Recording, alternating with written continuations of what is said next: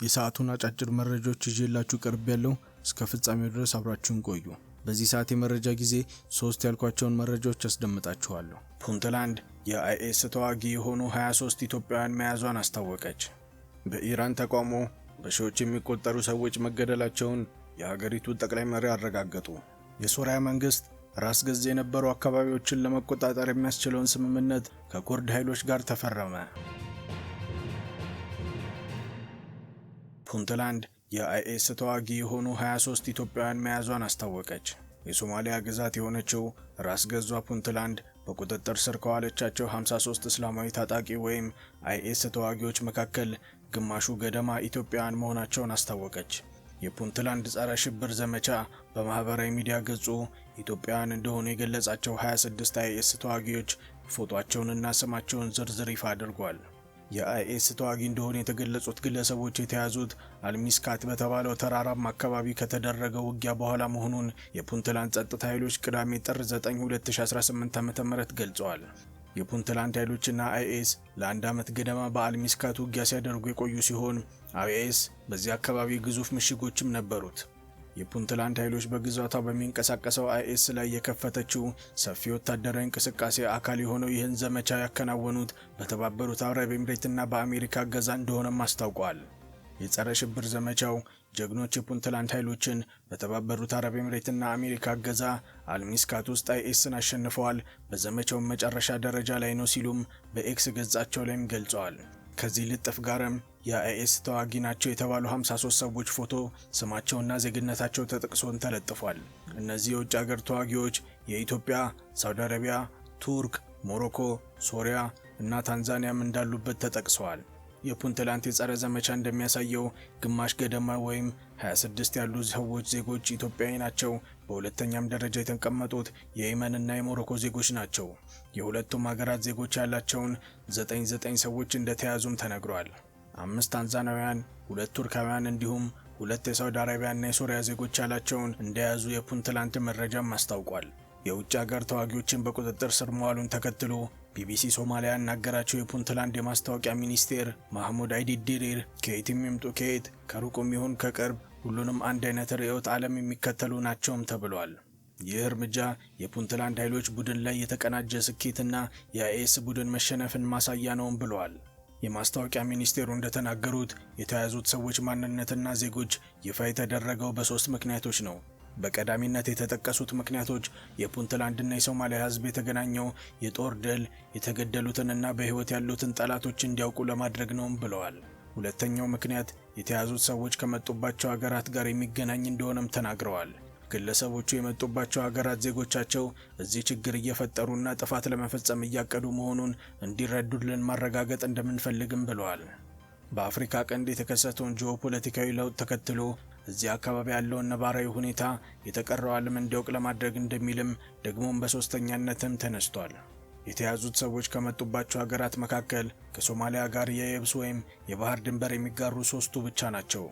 ማንነትና ዜግነታቸውን ተጠቅሶ የተዘረዘሩት ሰዎች መካከል እያንዳንዶቹ ሲዋጉ የተያዙና ሌሎቹ ደግሞ እጃቸውን የሰጡ እንደሆኑም ተገልጿል።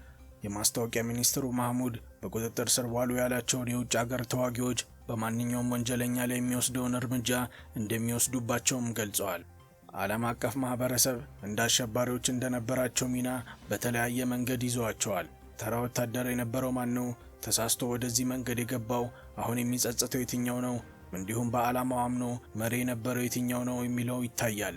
እንደተሳተፉበት የውጊያ ሁኔታና ደረጃቸው ተገቢውን እርምጃ ይወሰድባቸዋልም ብለዋል። ግለሰቦቹ ከመጡባቸው ሀገራት ጋር የተደረገ ግንኙነት ይኖር እንደሆነ የተጠየቁት ሚኒስቴሩ እኛ ያናገርናቸውም አሉ፣ እኛ ያላናገርናቸውም አሉ የሚል ምላሽም ሰጥተዋል። ዲፕሎማሲ የራሱ የሆነ አሰራር አለው፣ ስለዚህም ግንኙነት እየተደረገም ነው ተብሏል። ምክንያቱም እነዚህ ግለሰቦች በሀገራቸው ወንጀል ፈጽመው የጠፉ ሊሆን ስለሚችሉ ምናልባትም አንዳንድ ሀገራት ላያውቁ ይችላሉም ብለዋል።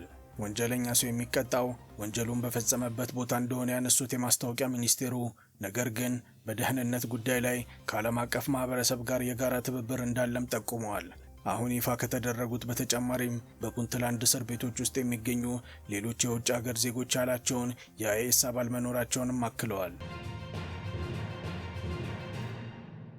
በኢራን ተቃውሞ በሺዎች የሚቆጠሩ ሰዎች መገደላቸውን የሀገሪቱ ጠቅላይ መሪ አረጋገጡ። በሺዎች የሚቆጠሩ ሰዎች መገደላቸውን በይፋ የተናገሩት ጠቅላይ መሪው አንዳንዶቹ የተገደሉት ሰብአዊ ባልሆነ ጭካኔ በተሞላበት መንገድ ነውም ብለዋል። ለሰዎቹ ሞት አሜሪካን ተጠያቂ አደርጋለሁ ሲሉም ገልጸዋል። መቀመጫውን አሜሪካ ያደረገው የኢራን መብት ተሟጋች ተቋም ሁማን ራይትስ አክቲቪስት ኒውስ ኤጀንሲ እንደገለጸው ኢራን በተቃዋሚዎች ላይ በወሰደችው የኃይል እርምጃ ከ3090 ሰዎች በላይ ተቀጥፈዋል። ሌሎች የመብት ተሟጋቾች የሟቾቹን ቁጥር ከፍ ያደርጉታል።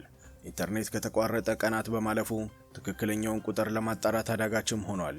የአሜሪካው ፕሬዝዳንት ዶናልድ ትራምፕ ኢራናውያን በተቃውሞ እንዲቀጥሉ ማበረታተዋል። የኢራን መንግስት ተቃዋሚዎችን የሚገድል ከሆነ ወታደራዊ እርምጃ እንደሚከተለውም አስጠንቅቀው ነበር።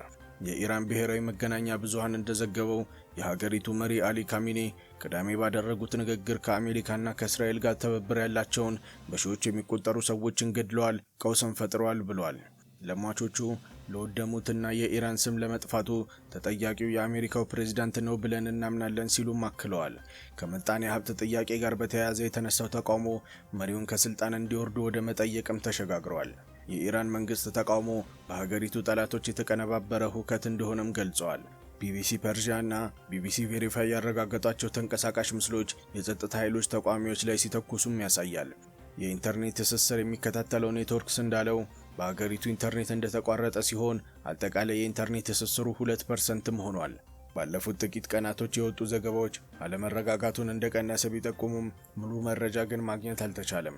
በደቡብ ምዕራብ ኢራን ሺራዝ የምትኖር ኢራናዊት ለቢቢሲ እንደተናገረችው የጸጥታ ኃይሎች በሞተር ሳይክል ሆነው ሁኔታውን ለመቆጣጠር እየሞከሩ ነው፣ አብዛኛው ነገር ግን ወደ መደበኛ እየተመለሰ ነው ብላለች። የኢራን ጠቅላይ መሪ አሊ ካሚኒ በትላንትናው ንግግራቸው ሀገራቸው ትራምፕን ወንጀለኛ አድርጋ እንደምትመለከትና በኢራን ከተፈጠሩት አለመረጋጋት ጋር በተያያዘ ተጠያቂ መሆን እንዳለባቸውም ገልጸዋል። የአሜሪካ ግብ ኢራንን መዋጥ ነውም ብለዋል።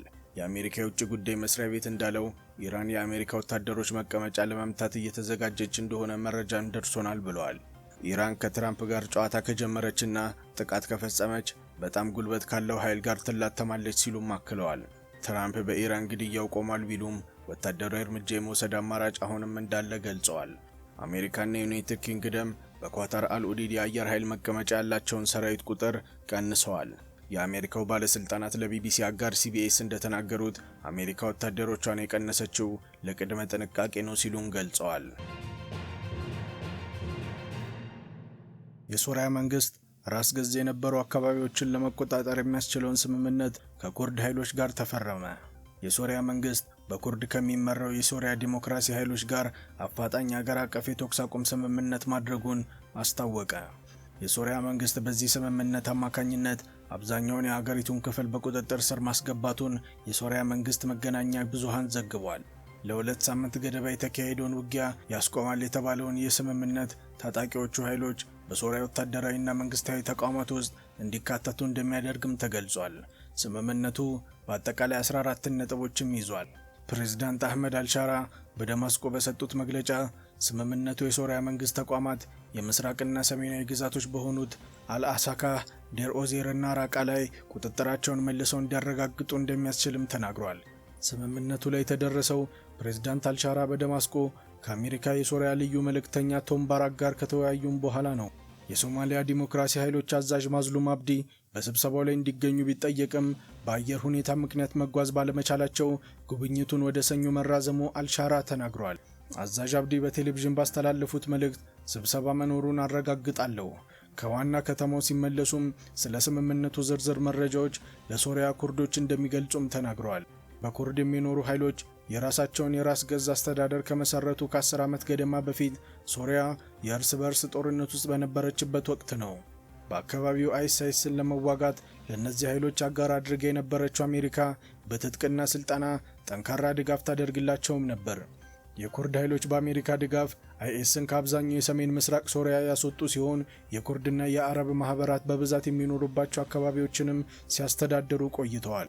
በፕሬዝዳንት አልሻራህና በኩርድ ኃይሎች አዛዥ አብዲ በተፈረመው ስምምነት መሰረት የሶሪያ ባለስልጣናት የኩርድ ራስ ገዝ አስተዳደር ስር የነበረውን የሲቪል ተቋማት፣ የድንበር ኬላዎች እንዲሁም የነዳጅና የጋዝ ማውጫ ቦታዎችን ይረካከባሉ። የሶሪያ ዲሞክራሲ ኃይሎች ወታደራዊና የጸጥታ አባላት ከሚደረግላቸው ማጣራትም በኋላ በሀገሪቱ መከላከያና የሀገር ውስጥ ጉዳይ ሚኒስቴር መስሪያ ቤቶቹ ስር ይጠቃለላሉ። በ10 ሺዎች ከሚቆጠሩ ሌሎች ሀገሮች የሆኑ የአይኤስ ተዋጊዎችና ቤተሰቦች የሚገኙበት እስር ቤቶችም የሶሪያ መንግስትን ይረከቡታል። የሀገሪቱ መንግስት በአንጻሩ ለኩርዶች ባህላዊና የቋንቋ መብቶችን እውቅና ለመስጠት የገባውን ቃል በድጋሚ አረጋግጧል። የኩርድ ቋንቋ ይፋዊ ቋንቋ ማድረግና የኩርዱን አዲስ ዓመት እንደ ብሔራዊ በዓል ማክበር በዚህ ውስጥም ይካተታሉ። ሶሪያ እንደ አውሮፓውያን አቆጣጠር በ1946 ከፈረንሳይ ቀይ ግዛት ነፃነቷን ካወጀች በኋላ ለኩርዶች መብት ይፋዊ እውቅና ስትሰጥ ይህ የመጀመሪያ ነው።